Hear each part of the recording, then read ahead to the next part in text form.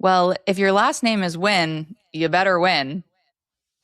Pour a drink, everybody, because we are bringing you into our group chat about politics and the next generation of leaders in our country.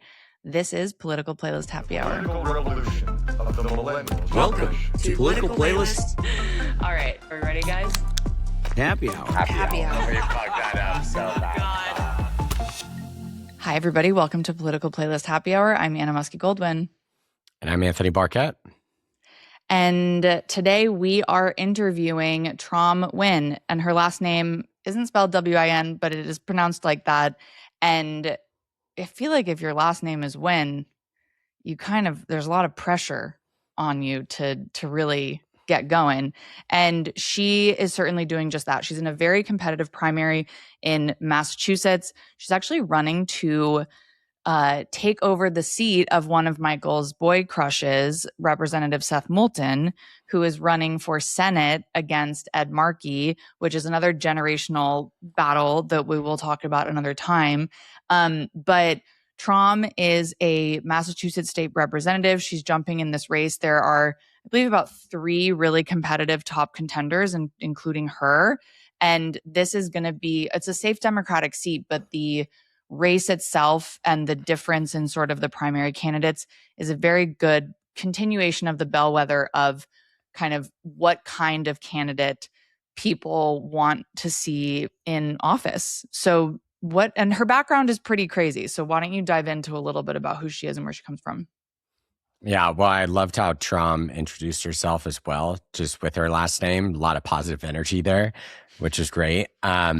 But if Tram wins, she will be the first Asian American elected to Congress from Massachusetts, as well as the first woman. So an immigrant, which is pretty cool to have that many firsts.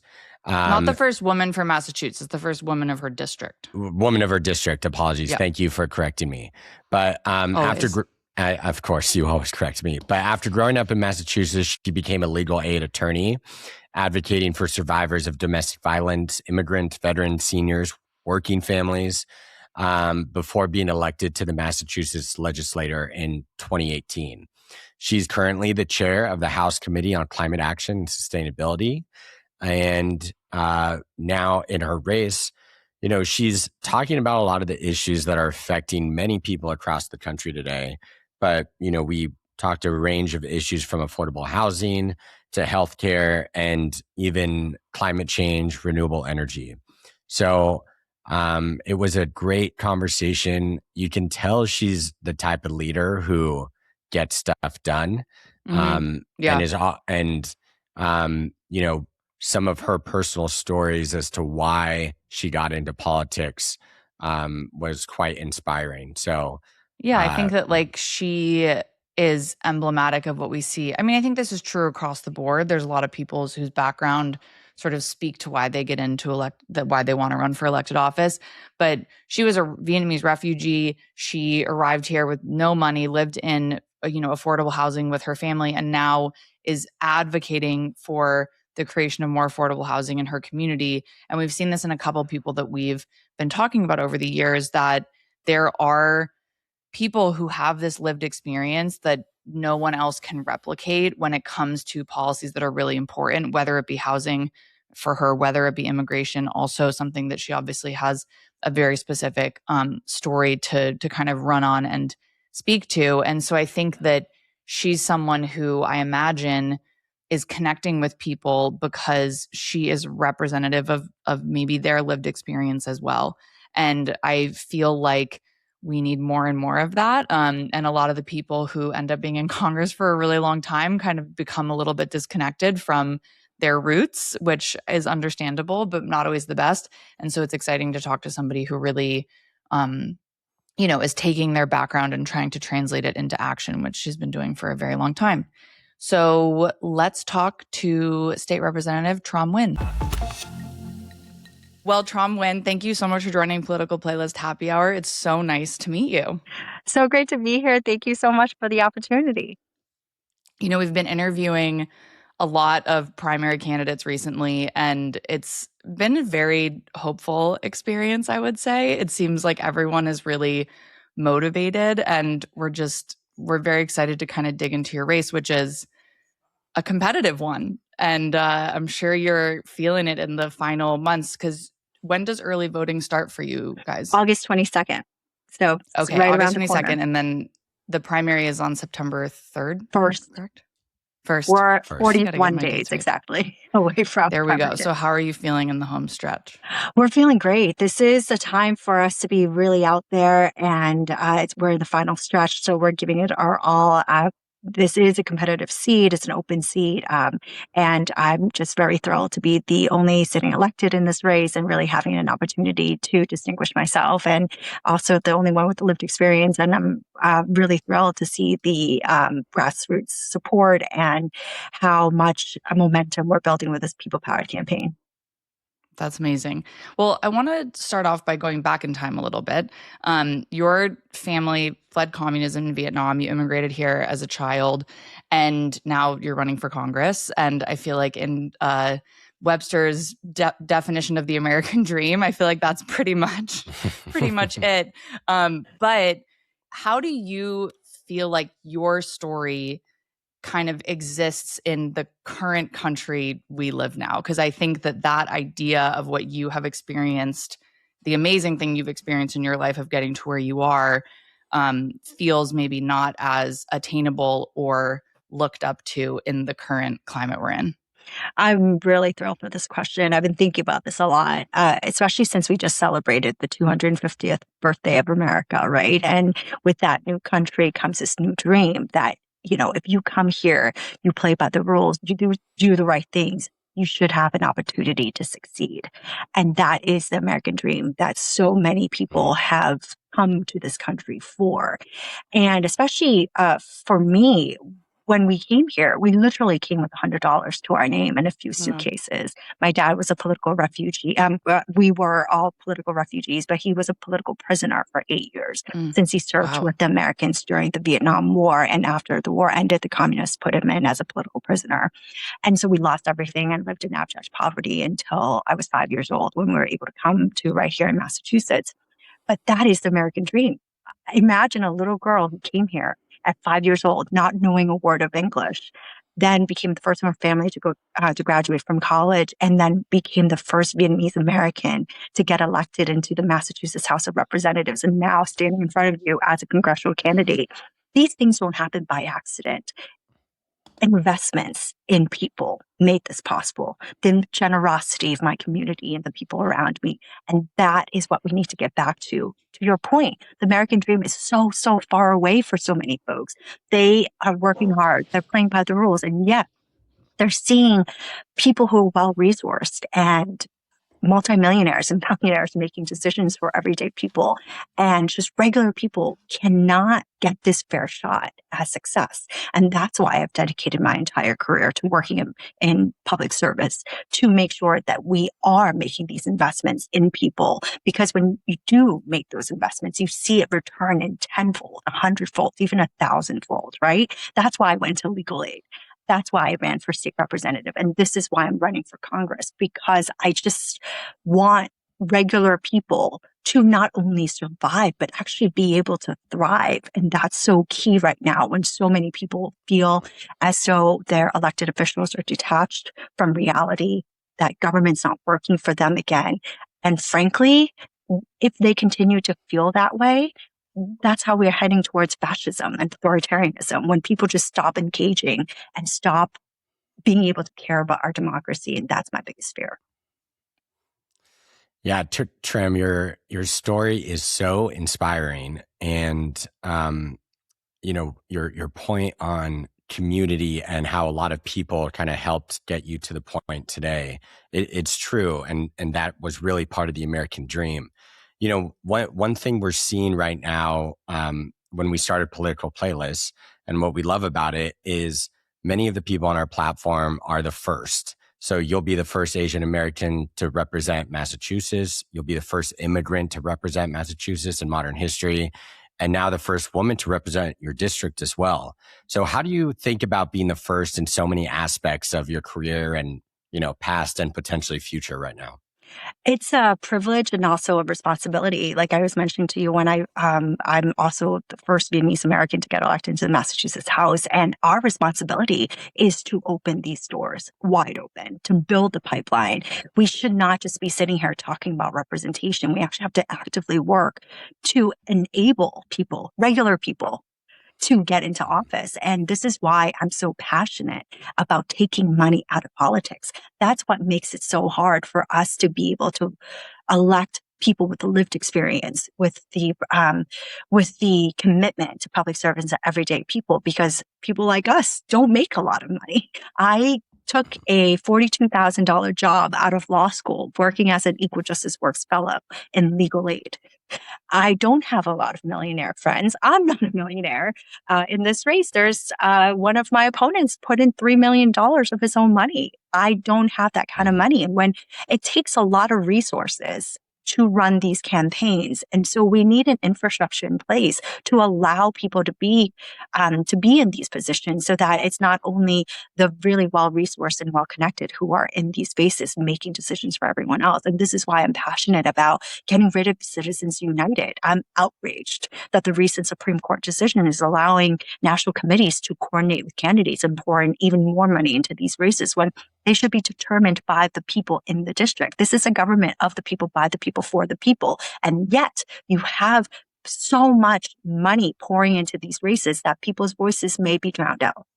I want to get a little bit into your race and sort of the policy that you've been talking about on the campaign trail. I think pretty much everyone right now who's running specifically on the left is focused on the idea of affordability. And this is something I've said before in our episodes, that like sometimes I loathe the term affordability because it feels like this gigantic behemoth of an issue. And so what I really want to know is, what does the issue of affordability look like in your district, in your community? What are some of the things that you find voters and citizens are looking for from their elected representatives when it comes to this idea of being able to live, being able to afford things, being able to, as you mentioned when you were talking about the American dream, just kind of get ahead in life?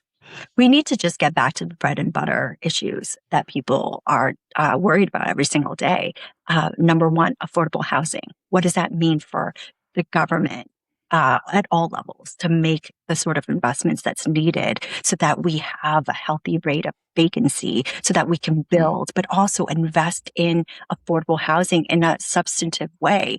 As someone who grew up in public housing, I understand how important it is to have that stability, and that housing is a basic right that allows people to actually have the opportunity to get ahead. And so when we're talking about affordability, we're talking about investments in low-income tax credit for affordable housing. We're talking about making sure that we make investments in first-time home buyer programs. We're talking about making investments in workforce housing and social housing and public housing and rental assistance, so that people can not be displaced, because that is the biggest concern right now, is how do people can stay in their homes so that they can have that stability. And it's not just housing. We're also talking about healthcare.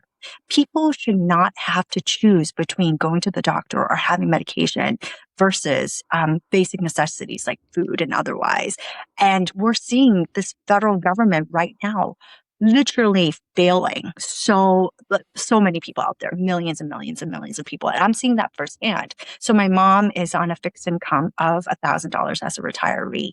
Her health insurance went up to $235 this past January because the subsidies are cut. So that's almost 25% of her income. So luckily for her, I'm able to pay for her. But what about the millions of people out there who don't have that sort of assistance? What are they going to do? She's elderly. She needs her medication. She needs to go to the doctors to make sure that she gets access to preventative care. So that doesn't even cost more if she were to have to go to the emergency room, et cetera. And so for me, it's about making sure that, of course, we need to talk to work towards Medicare for all. I'm a huge proponent, and I keep telling people that I joined the Medicare for All caucus in 2018 when I joined the legislature before it was cool, and because I genuinely believe in single payer and what that could do in terms of the cost savings. But while we're working towards that, we need to make investments in Medicare and Medicaid. We need to cut out of pocket costs. We need to get back these subsidies that are literally impacting millions of people right now as we're talking. And so I'm committed to that. But, in terms of affordability, it affects so many other things as well. As someone who's a millennial, I care about childcare. A lot of the people in this age range, we do care about that, but utilities and investments in our education system, and even investments in infrastructure. Most of my district here is, a lot of it is coastal. Let's talk about investments in water infrastructure, but also resiliency and climate change and so many of these issues that are impacting people on the ground because they're seeing that impact of climate change. Just this past week, we had so much smog and the sky was orange because of the wildfires in Canada. And so climate is an area where it doesn't stop at any borders, right? This is an area where we need to make investments at the world, but particularly at the federal level. So when we're talking about these issues, that's what I mean by affordabilities, making sure that the government is making these investments so that we can put money back into people's pockets so that they can afford the basic things that they need. Because at the end of the day, if people cannot put food on the table, they're not going to be able to care about much else, including our democracy. And that is what's the scariest thing to me. Right. Yeah, I mean, you talk about going back to the bread and butter. That's all people can really afford today, and sometimes butter's pretty expensive right now. I love some good butter. I splurge on the butter. Don't we all? And I love some bread. But have there been any stories that you've sort of heard recently in the last couple of weeks that really resonated with you from some of your constituents on this affordability issue? Absolutely. The housing, it's truly a crisis. So especially in Massachusetts, we have a plan in place. Essentially, as someone in the legislature, we passed an Affordable Homes Act, which is the biggest investment in housing, affordable housing in history for Massachusetts. But that's $7 billion. I mean, Congress was able to just pass a bipartisan bill with the largest investment, and Trump decided to not sign that. But that is the level of investment we need right now, because I just heard from a constituent who said that her daughter, who is pregnant, needs to move in with her and the husband. And so it's going to be 3 generations in one home because affordable housing is just such a key critical issue right now for us to tackle. We need to build at least 220,000 units by 2035 for us to even have the vacancy rate that will allow the cost to decrease. And we cannot do that alone with just working at the state and local level. And this is exactly why I'm running for the federal level. There needs to be more investments, but also this ties in with tariffs, how that's increasing the cost of production, which makes it harder for production, but also it ties in with immigration. So many of our construction workers are foreign born. And when we have immigration policies that cause fear in immigrant communities, we don't have enough workers to build these houses. So all of these issues to me are interrelated, intersectional. We have to address all of them at once. Yeah.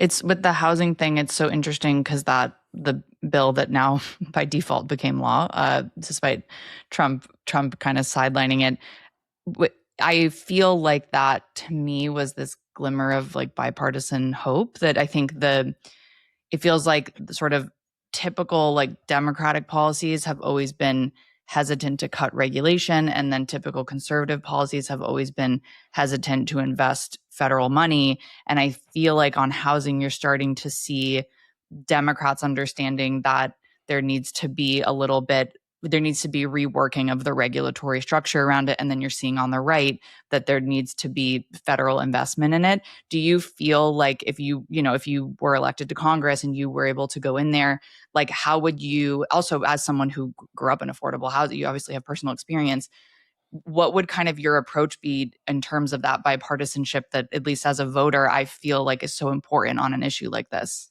I'm so glad that you're bringing up bipartisanship, and that is why I'm so excited to show that I have experience in this area. I beat a MAGA Republican when I won in 2018, and I'm a progressive, and we flipped the seat. But I've consistently gotten about 65% of the votes in my district because of the work that I've been able to do across the aisle. And I think that that's especially important in this moment in time. I'm very hopeful, going back to the earlier point, that we will be able to flip the House and Senate, but it will only be by a couple of votes. Right. And even if we are lucky and we get, more wins than expected, we still need Republicans to buy into many of these policies and who want to actually implement bold, progressive policies. And it is especially important for us to have bipartisan conversations about this. And I think that right now, that trend you're seeing is what makes me the most hopeful, not only when it comes to housing, but let's take the example of immigration, very controversial issue, but I'm still convinced that we can get Republicans on board for full immigration reform because they're going to see the impact of what we're seeing right now with Stephen Miller and others who are just implementing such backwards and harmful policies that are literally impacting people on the ground every day. And every single legislator needs to get reelected. And they're going to recognize that when you don't allow for immigration, you're going to see a shortage of farm workers, like I said, construction workers, but also healthcare. That is an area where we really, really need workers. For Massachusetts, 47% of our home care aides are foreign born. So when you allow when the Supreme Court decides that the president can stop TPS, that's going to impact our workforce, which actually will impact people with disabilities, seniors, etc. And they're going to see that when you impact constituents, you might have election consequences that you have some to deal angry with. people. Exactly. And so it's all connected. Exactly. And so I'm very hopeful that we can talk about, of course, we have to concentrate on the humanitarian piece of immigration, but if we talk about the economic piece of this, we can get Republicans to do buy-in. Same thing with housing. If people are unhoused, if people don't have the stability, if people are on the streets and they're not able to get jobs and be able to make a living for themselves, it's going to impact everyone's the economy of every single community and every single state in this country. And so this is why I think that we have to elect people who are committed to working to represent regular people, but who are committed to getting results. That's how we're going to win back the American public, for them to believe in our institutions again, for them to believe in government as a source of good and not evil, essentially. Yeah. So as we're on the topic of many of these, I would say, issues that are happening today, housing affordability, climate is a big issue to you. You mentioned the fires that you're dealing with right now in Massachusetts. You also chair the Massachusetts House Committee on Climate Action and Sustainability, and would love to just hear from you on, framing climate change and what are some of the issues that are currently affecting Massachusetts. Absolutely. So as I mentioned earlier, a lot of our communities are coastal. So we have to talk about resiliency and making investments so that we deal with high sea rises, especially with Massachusetts being situated where we're at, but also renewable energy. That is so key for us. That's definitely one of the ways for us to lower energy costs. And for us here, solar, wind, all of these things, we're very proud that Massachusetts is leading the country in clean energy, but we can do so much more with federal investments. Right here in my district in Salem, there is an offshore wind project that they had $34 million in federal grants that were just cut off like this. And so the project is on hold. That's thousands of jobs. That's such a huge loss for our economy and for this area. That's just one example of how, as much as we can do at the local level, we need true partnership at the federal level. And we cannot do these things alone. And let's talk about geothermal.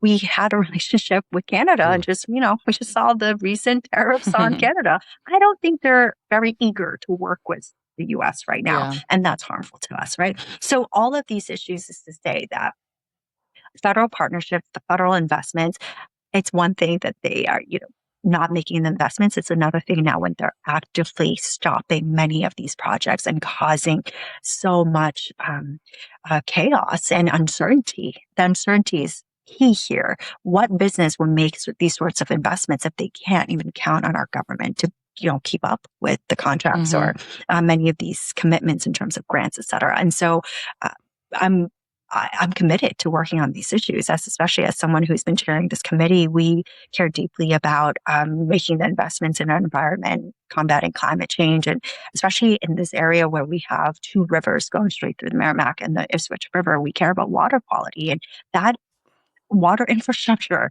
is something that we cannot do alone at the state level either, because uh, the river, the water flows from New Hampshire down to us, and all of these things are, between states. And so federal investment needs to be a part of this.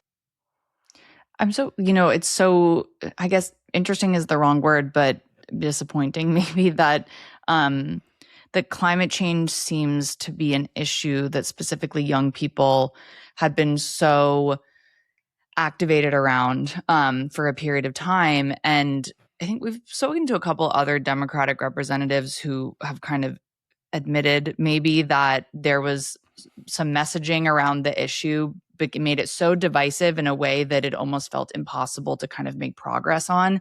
And I think now, unfortunately, because of affordability and healthcare and all these other things that you've mentioned, the connective tissue to climate change, or if you want to just not even use that word and talk about sustainability or the economic effect of it all, has gone out of vogue a little bit in political discourse. You obviously have a lot of experience in this. How do you think the idea of climate change, sustainability, the economic effects of environmental policy can come back into the conversation in a productive way, and maybe even a bipartisan way in the future? Climate affects everything. It affects that's literally my job. My job right now as chair of this committee is to make sure that every single policy that touches on climate, that we center climate, because it affects housing, transportation, the economy. So all of these things affect our climate. And I'm glad you brought this up. We just had a youth forum recently where I allowed youth to come in to have this conversation, to let me know about what issues impact them. And that was exactly what they said. Why is it that polling shows that climate is probably like 7th or 8th in terms of priorities, when literally none of these things would matter if we don't have a planet? Right. And I completely agree with them. And so my response to them is, this is why you should elect people who care about the climate. So for me, it doesn't matter that climate is like 7th or 8th in the poll. Right. This is work that I've done. I'm the only one in this race who has a track record on working on climate issues and winning on many of these climate issues. And so this is exactly why I am really excited for this opportunity to really center climate in this campaign. Yeah. So I love, you started off as a legal aid and then you got into politics and now your decision to run for Congress. Can you kind of tell us, what sort of sparked those decisions, especially today running for Congress? What was maybe that deciding factor that wanted you to get into those races? So I've called myself an accidental politician. I loved being a legal aid attorney representing low-wage workers, immigrants, survivors of domestic violence, veterans, et cetera. But I saw the power of policy and how good policies could really help people and how bad policies could hurt them. And that's why I got into politics. But also, I saw how having an elected official who really didn't share the values of the community could really impact the community, right? I ran against a MAGA Republican because he was the one who led a campaign to not allow trans people to use public facilities. And as someone who cares deeply about equal rights of the LGBTQ community, I was outraged. And that was one of the reasons why I ran against him. Another reason was he filed a bill that would have allowed police officers to stop anyone who looks illegal. What we're seeing right now, that was back in 2017. So if you think about these things, that was why I ran, because I believe that this district deserves someone who actually wants to build a more welcoming and inclusive community, a new voice, fresh perspective. And this is exactly why I'm running for Congress. As the only one in this race who comes from immigrant working class family, I'm not just theorizing about how policies impact people on the ground. I've lived it. And not to mention, I've represented people who've been impacted by these policies. So we're not just talking about representation. We're talking about allowing people with lived experiences to go in there, to have a voice at the table, to determine how policies can actually impact people who are vulnerable, who don't often have a voice in government, and whose voices need to be uplifted. Are there policies either on the state or federal level that you encountered as a legal aid attorney that really were helping the people you were working with? I think so much of the time we focus on how bad things are and how bad the political system is. But I imagine that as a legal aid attorney, you did get to see how there were policies either locally, state, or at the federal level that had been passed that were helping the veterans that you're representing or the unhoused you're representing. Is there anything that comes to mind to kind of just like, I don't know, give us hope that maybe there's a way to help people out there? Absolutely. This is why I worked so hard to get paid family medical leave in Massachusetts to allow people to go to work. This is why I've worked hard to do the increase of minimum wage to $15 here. That's literally putting money back into people's pockets to allow them to live and thrive. And these are policies that I will continue to support. But now, even things that we're working on today, I need to run because we're taking a vote on reproductive rights to allow for people to get the protection that they need to get later term abortion. Reproductive rights, affirmative, gender affirming care, all of these issues are things that impact people on the ground. In Massachusetts, we're very lucky that we're able to be on the offensive in the forefront of so many of these issues. But these needs to be issues that people work on at the national level. Yeah. Well, Tram, thank you so much. We're going to let you go. We know you have a busy schedule, and we really appreciated speaking with you. So, yeah, thank you so much for joining us, and good luck in the home stretch of your race. And if people want to find you on socials or on your website, can you just tell us quickly before we go? Yes, absolutely. Really, thank you so much for this opportunity to introduce myself to your audience. And please follow me on Instagram or other social, Team Tram. And our website is tramforcongress.com. We are in the home stretch, 41 days away from the election. I'm running a people-powered grassroots campaign. We need all the help that we can get. So please join us. And I look forward to further conversation with you all. Thank you so much. Thank you so much. We'll talk soon. Talk soon. Thank you. Take care. Well, if you enjoy what you listen to here at Political Playlist Happy Hour, we would love it if you would subscribe, follow on whatever platform you're listening on. Anthony's doing a little dance for me while I'm saying this. Please give us a review, leave us 5 stars. He's putting up 10 stars. I don't even think that's an option, but like, it would be so cool if you could give us 10 stars. Anyway, we hope that you will follow, engage, and keep listening, and have a great day.